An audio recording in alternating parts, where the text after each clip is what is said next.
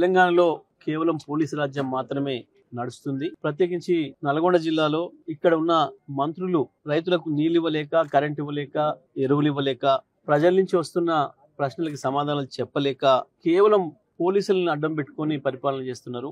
TRS కార్యకర్తల పైన, నాయకుల పైన, సోషల్ మీడియా యాక్టివిస్టుల పైన, ఆఖరికి ఎవరైనా గ్రామంలో యూరియాలో లైన్ లో నిలబడ్డ వాళ్ళని చూపిస్తూ ఒక వీడియో పెడితే కూడా పోలీసులను దూలి పిలిపించి అరెస్టులు చేయించి భయపెట్టించి రాజ్యాన్ని నడపాలనుకుంటున్నారు. ఇవాళ మా సూర్యాపేటలో కూడా సీనియర్ నాయకుడు, ఎక్స్ జడ్పీటీసీ, నిన్నటి వరకు కౌన్సిలరు, ఏకగ్రీవ కౌన్సిలర్, ఆయనంత సీనియర్ నాయకుడిని ఎవరో ఒక తాగుబోతు కాంప్లైంట్ ఇచ్చిండని చెప్పి మధ్యరాత్రి వచ్చి 10 మంది పైగా పోలీసులు మధ్యరాత్రి వచ్చి పట్టుకపోయి స్టేషన్లో ఇప్పడానికి పెట్టినారు.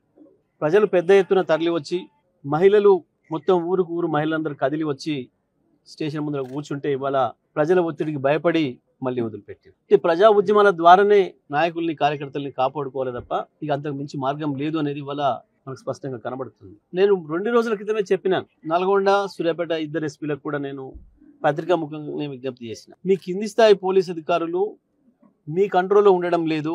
ఎవరో కొద్దిమంది కాంగ్రెస్ నాయకులు, పైరవికారులు వాళ్ళు ఫోన్లు చేసి చెప్తే ఎవరిని పట్టుకురమ్మంటే వాళ్ళని పట్టుకొస్తున్నారు. ఏ కేసు అవసరం లేకుండా, ఏది లేకుండా చట్ట విరుద్ధంగా పనిచేస్తున్నారు.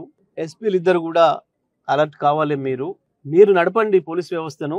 ఎవరో గింతని తోడు పైరవికారు, ఎవరో ఒక మండల పార్టీ అధ్యక్షుడు కాంగ్రెస్ కు, లేకపోతే ఇంకో చిన్న చోట మోట నాయకుడు నడపడం కాదు. ప్రతిరోజు వాళ్ళది మిలాఖత్తు కలిసి కూర్చోవడం అనేది స్పష్టంగా కనబడుతుంది, ప్రజల కళ్ళ ముందు కనబడుతుంది. ఇది పోలీస్ వ్యవస్థ మీదనే నమ్మకాన్ని పోగొడుతుంది. ప్రజల్లో అబాస్ పాలవుతున్నారు మీరు అనే మాట నేను మొన్ననే చెప్పిన.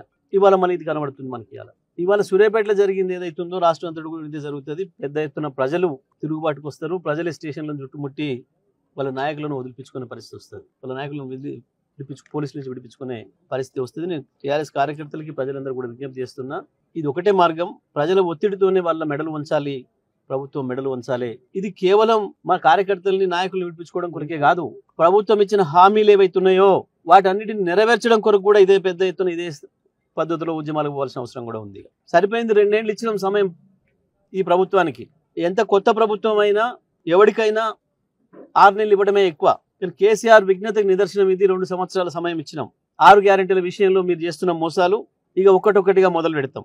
ఇది ఎన్ని కేసులు పెడతారో, ఎంతమందిని జైల్లో పెడతారో తేల్చుకుంటాం. ఇవి కొత్తగావు మాకు. ఒక సందర్భం వస్తే పోలీసులు కూడా మిమ్మల్ని కాపాడలేరు కాంగ్రెస్ నాయకులు. అది కూడా చెప్తున్నాను నేను. ప్రజలు ఉరికించడం మొదలు పెడితే సూర్యాపేటలో గతంలో ఒకసారి చూపించినాం.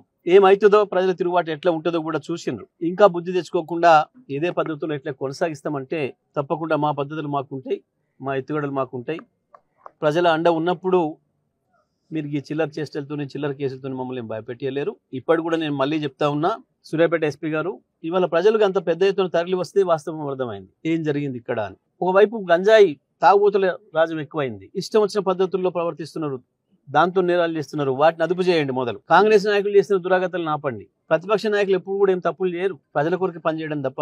మీరు చేయాల్సిన పని చేయకుండా ఇంకొక పని చేస్తాము అంటే ప్రజలు చేయాల్సిన పని ప్రజలు చేస్తారు. నేను చెప్తున్నా, ఇప్పటికైనా సోషల్ మీడియా కార్యకర్తలని, సోషల్ మీడియాలో పోస్టులు పెట్టిన వాళ్ళని, సామాజిక సమస్యలపైన స్పందించిన వాళ్ళని భయపెట్టిస్తాం, స్టేషన్ పిలుస్తామంటే రారు. నేను ఇంకో మాట కూడా చెప్తున్నా, మీరు ఇట్లాగే ప్రవర్తిస్తే ఒకరు కూడా స్టేషన్ రారు. మీరు పిలిస్తే మీరు ఎంతమందిని పట్టుకపోతారో, 8,000 మందిని పట్టుకపోయి జైల్లో పెడతారో చూద్దాం.